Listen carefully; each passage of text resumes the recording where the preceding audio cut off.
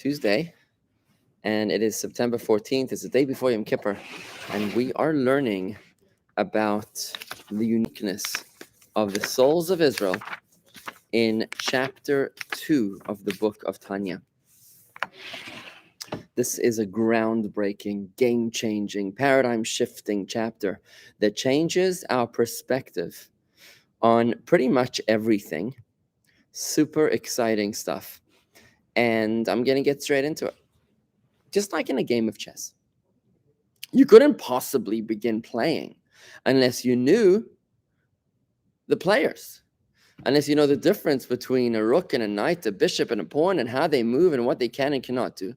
So too, when it comes to the game of life, you couldn't possibly begin playing unless you knew exactly what it is, who the are, how they function, what they can and what they cannot do. So in chapter 1 already, we learned about the fact, the groundbreaking revelation that we have not one but two souls within each and every one of us.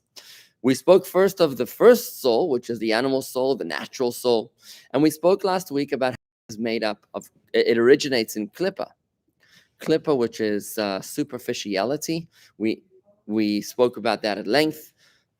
Check that class out at youtube.com/Jewish Gardens under the Tanya playlist. Again, that's youtube.com/Jewish Gardens. Lots to hear about the origin, the mentality, the philosophy, the approach, the needs and desires and yearnings, the aspirations of the animal soul. But today we're being introduced in chapter 2 to the second soul of Israel. It is the godly soul. And straight off the bat, the Alter Rebbe makes this extraordinary statement, which he subsequently qualifies and explains by saying, he says that the second soul of Israel is a chelek elokah mima'al mamash. It is literally a piece of godliness. Unlike anything else upon this earth, which is not literally a piece of godliness.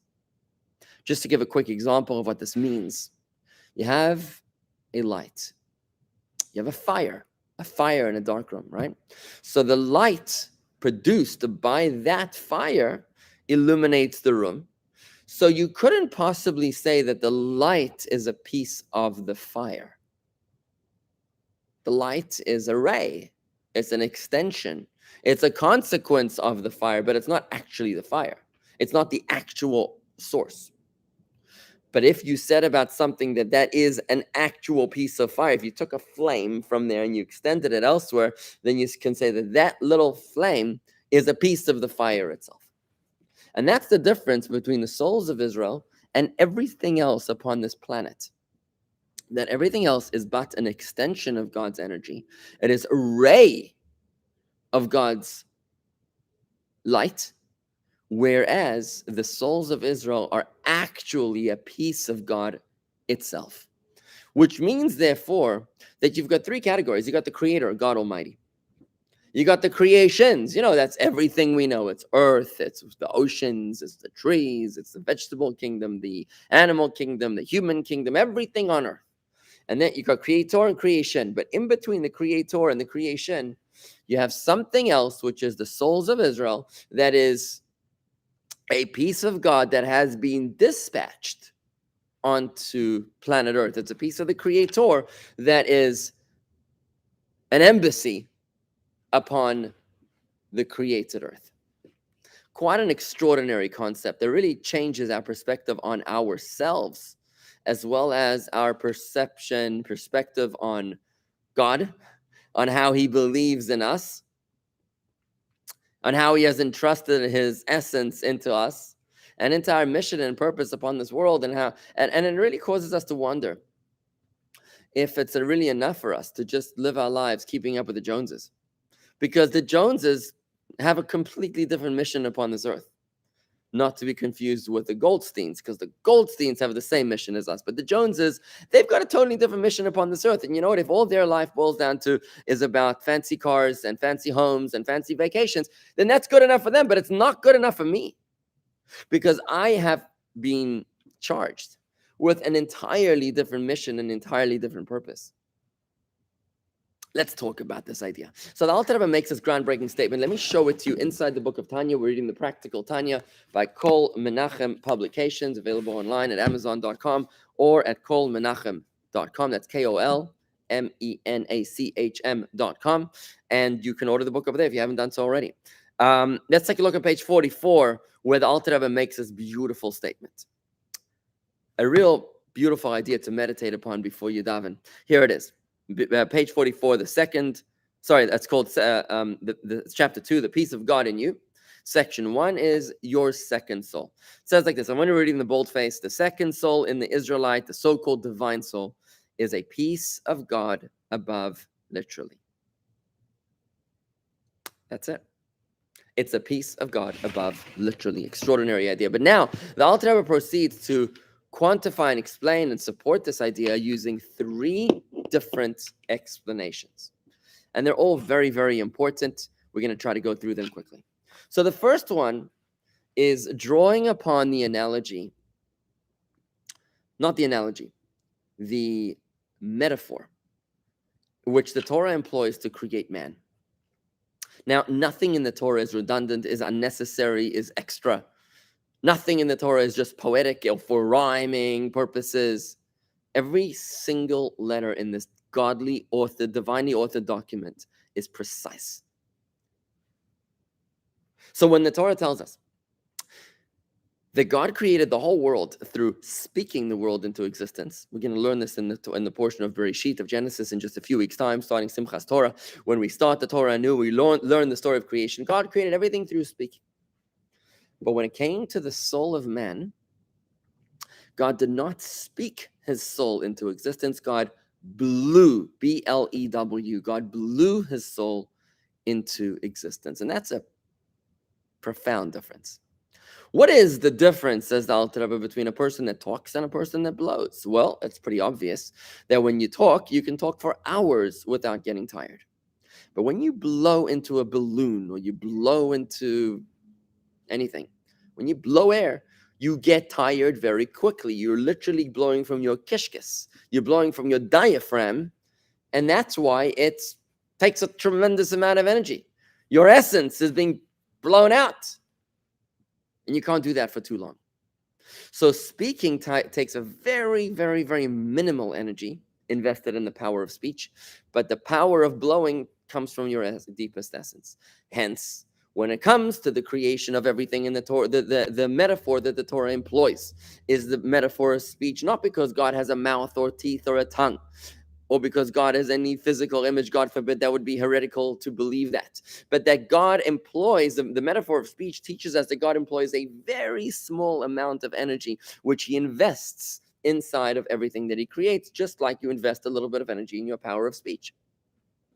Just like a candle, which makes a light, doesn't take a lot of energy, it just makes a light. So too, when God creates the world, everything in the creation, in the created world, it takes just a minimal investment of God's energy. However, when it comes to create a soul, God blew. Again, not because God does mouth-to-mouth CPR resuscitation, because he doesn't have a body, and that would be heretical and idolatrous to believe that God has any form of a body. However, just like a human being will invest tremendous energy, his essence, and he gets tired very quickly because he invests in his essence in the blowing act, so too, when God creates the soul of man, of Adam, he blew that soul. First, it says he created his body out of earth.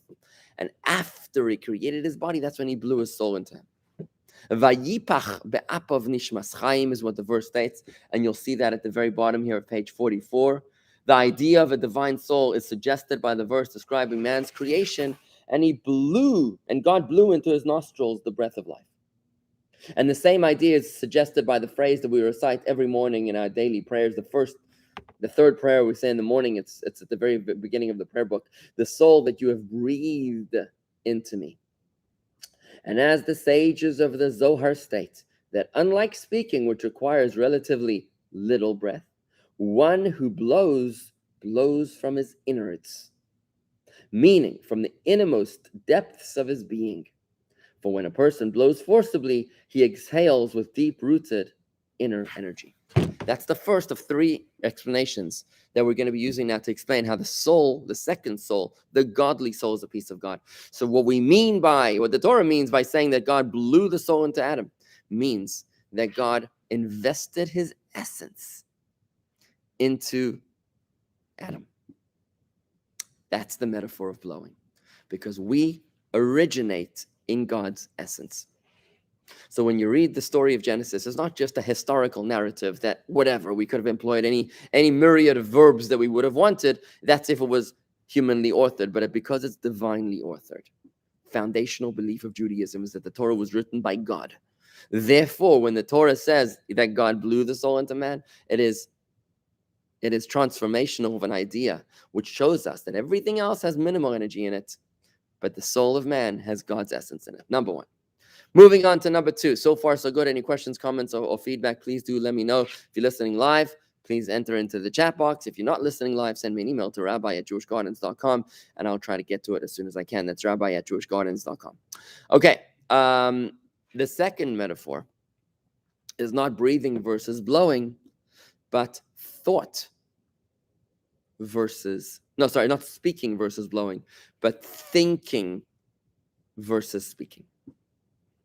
You see, again, every other creation comes from God's speech, as we just discussed. And God said, let there be light, and there was light. And God said, let the earth sprout forth vegetation, and the earth sprouted forth vegetation. Same goes for all the 10 utterances of creation.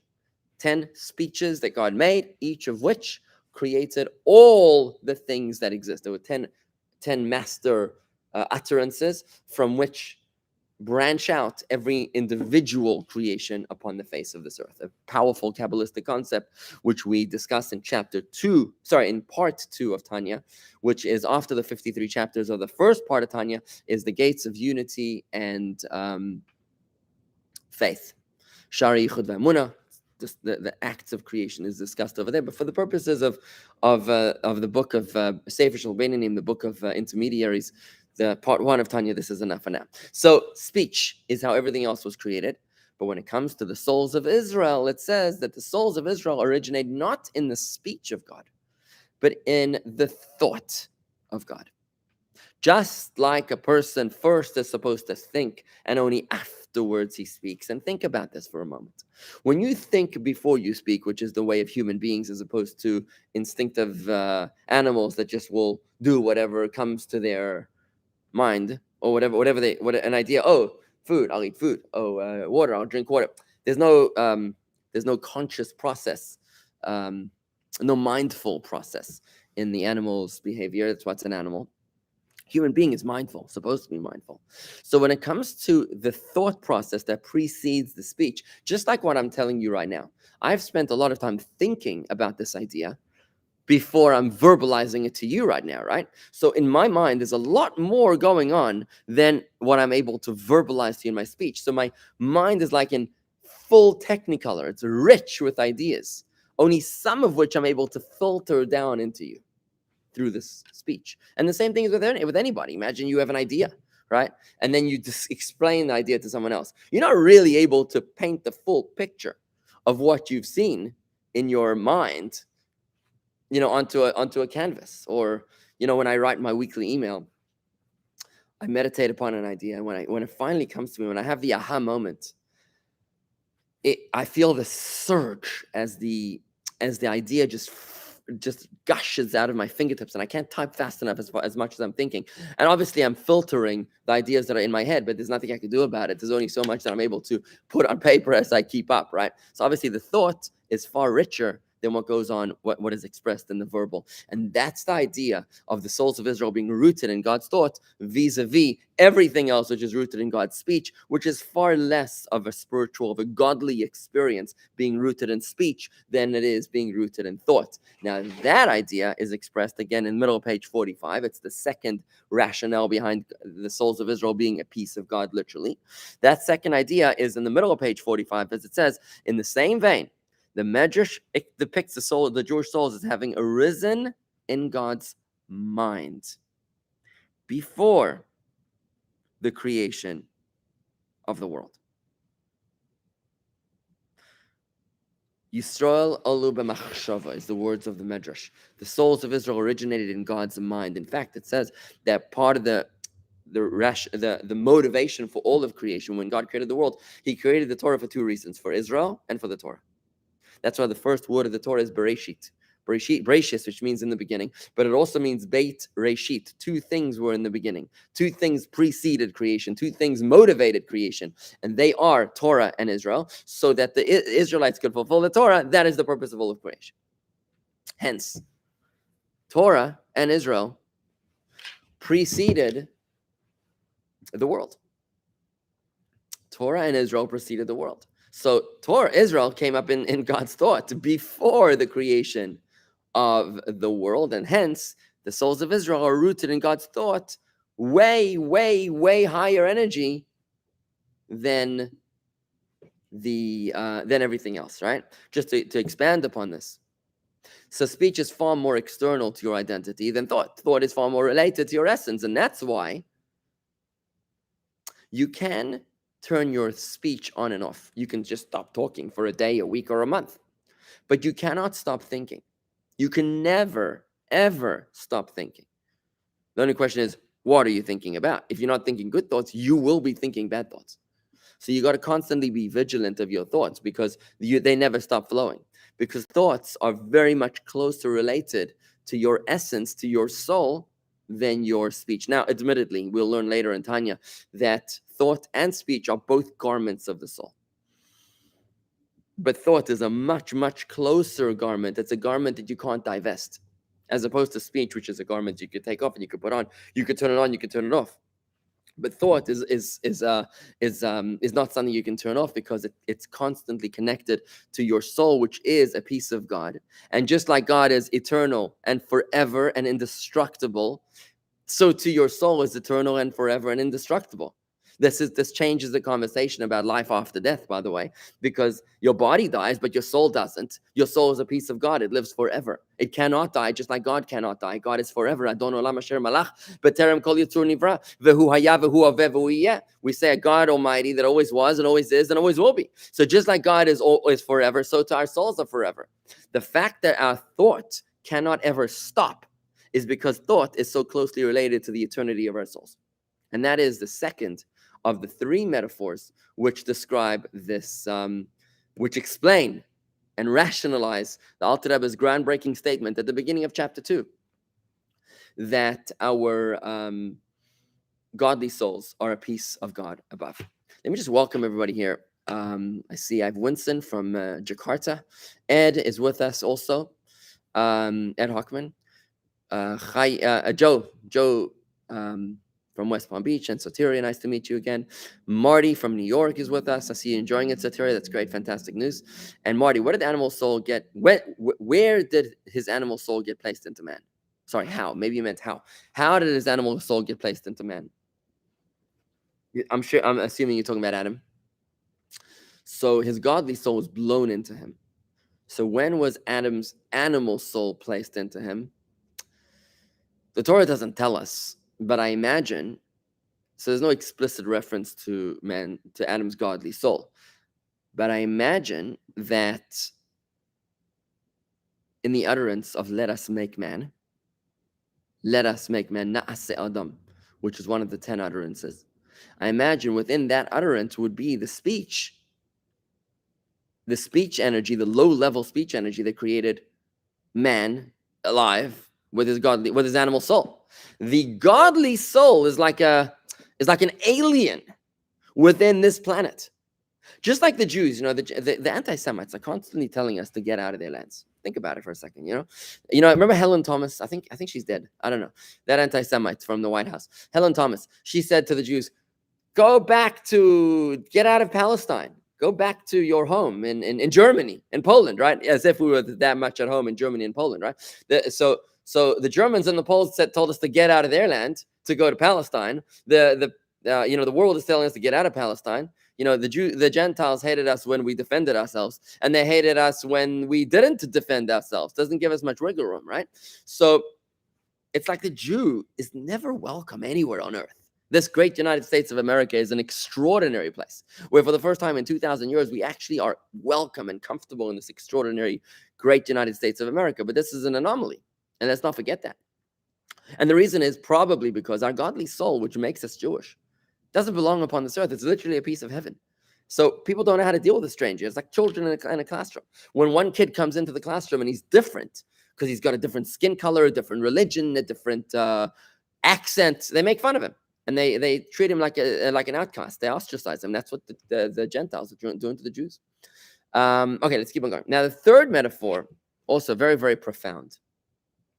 The third explanation as to why it is that our godly souls are a piece of God, it plays on the metaphor in Torah, which says that the Jews are the children of God. Bonim atem laHashem Elokeichem. You are sons, children to Hashem, your God. Now, that's a very, very important verse. There's another verse that says, B'ni b'cheri Yisrael, my son, my firstborn Israel. So, both of these verses are telling us that the Jewish people are the sons of God. What does that mean? So, let's look at the metaphor, just like when it comes to a father and son, where the son comes from the father's essence. How do I know that the son comes from the father's essence? Because the child is able to replicate the highest qualities of the father, of the parent. Think about that for a moment.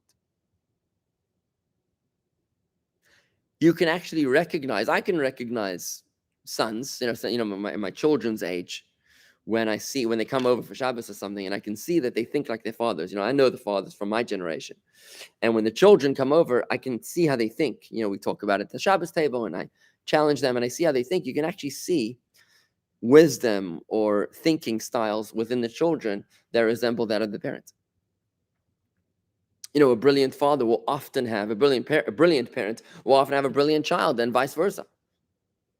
And the reason is because the child originates in the father's brain. This is a basic principle in Kabbalah, that the child is a carbon copy of the father's brain. And just like the father's brain is his highest faculty, so too, the child will have that same potential of wisdom. It doesn't mean that the child will necessarily be exactly like the father's brain, but he can reach that level.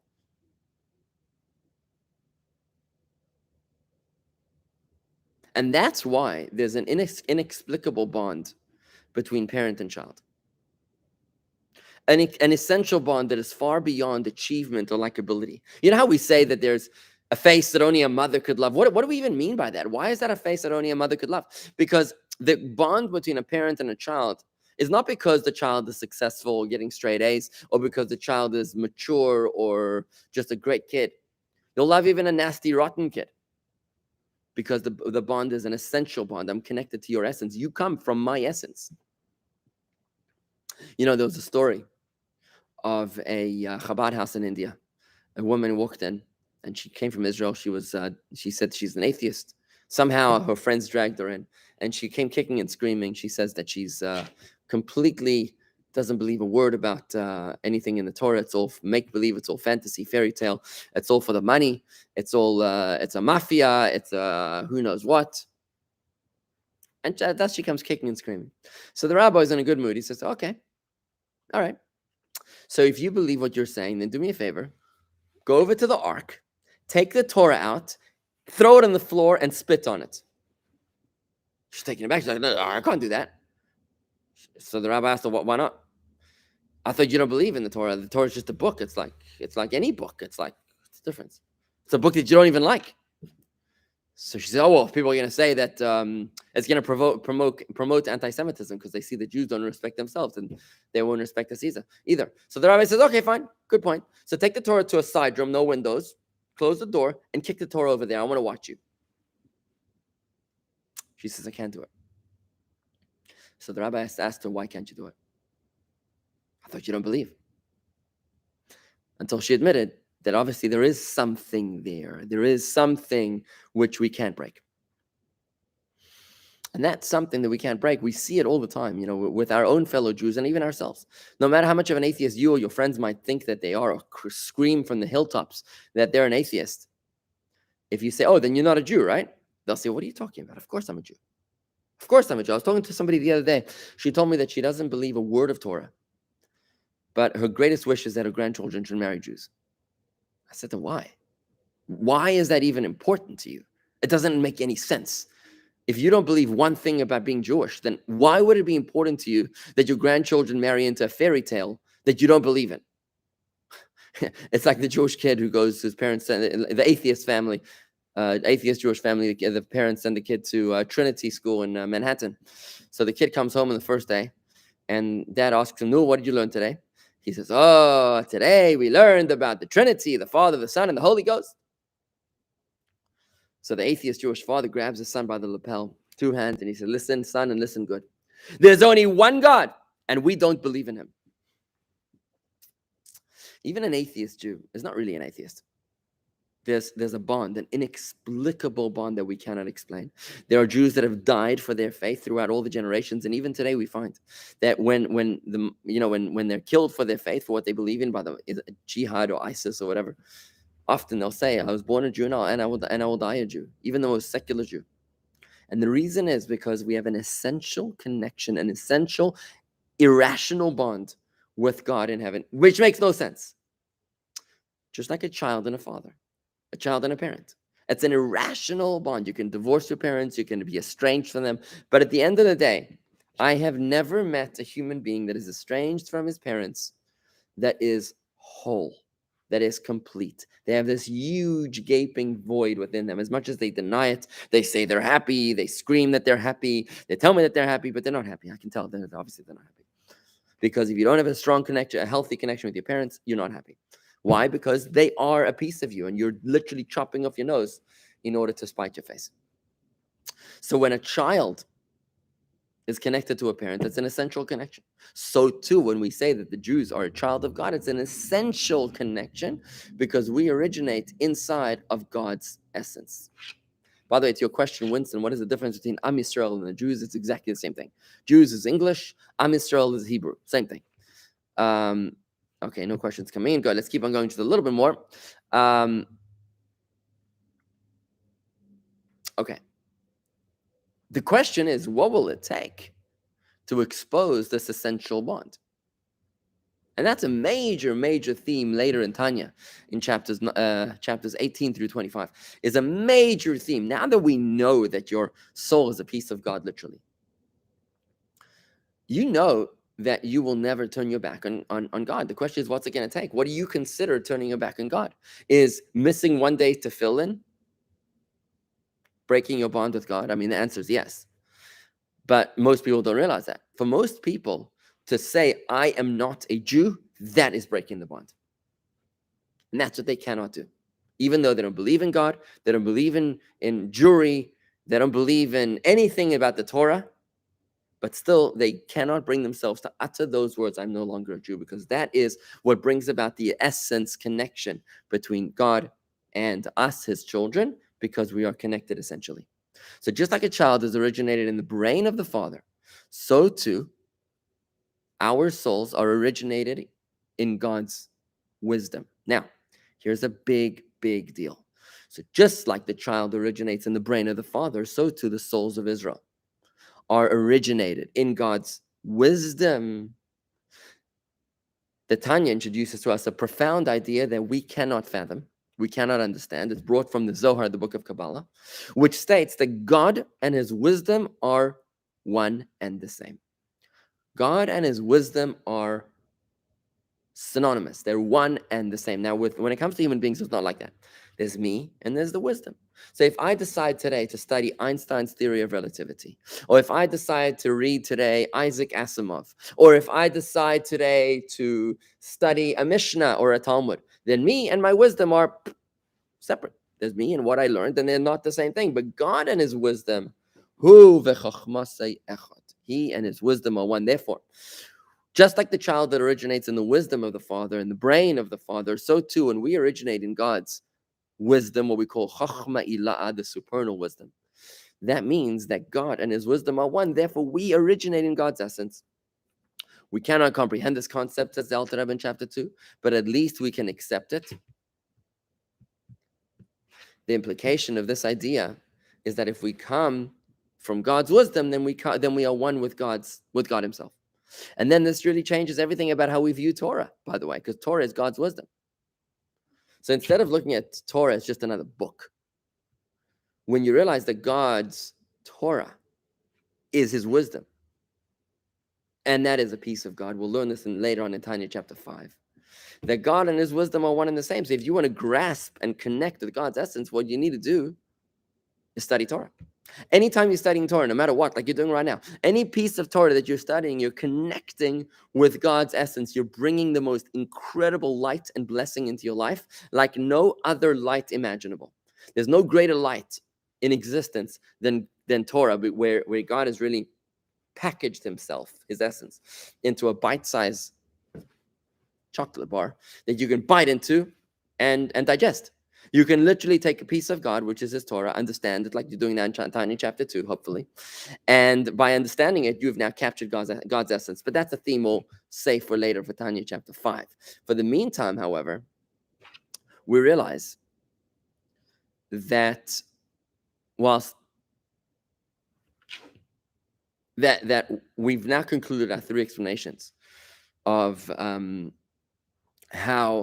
why it is that our souls are a piece of God's essence. Let's just look at this particular idea in the words of Tanya. It's at the bottom of page 45, 3/4 down the page. If you have the book, if you don't have the book, I highly encourage you to buy it and keep it on your bookshelf. It's the Practical Tanya by Kol Menachem Publications, available on Amazon or at kolmenachem.com. So the Tanya tells us as follows. Now again, I'm reading only the boldface. As the verse states, this is the third explanation of the reason why the souls of Israel are a piece of God. As the verse states, Israel, my firstborn son. That's a verse in Exodus. Also, it says in Deuteronomy, you are children to God, your God. So what's the connection between us being children of God and...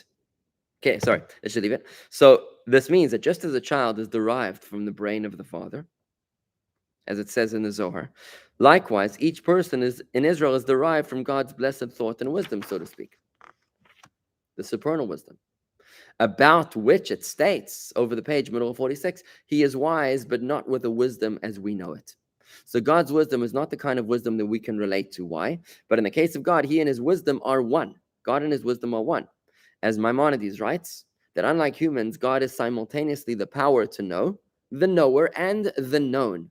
God is the knower, the known, and the power to know all at the same time. They're all one and the same. But this concept of God being one with his own wisdom defies coherent mortal comprehension. As the verse states, can you find God by searching? God is unfathomable. And it is also written, for my thoughts are not your thoughts, in Isaiah. My thoughts are not your thoughts. In other words, because we are the children of God, therefore we derive from God's brain, just like a child derives from the father's brain. God and his wisdom are one. Therefore, since we derive from the supernal wisdom, we are one with God's essence. And that is the third of the three explanations as to why our souls, are a piece of God, literally. Number one was the explanation of speaking versus blowing. The second one was the explanation of speaking versus thinking.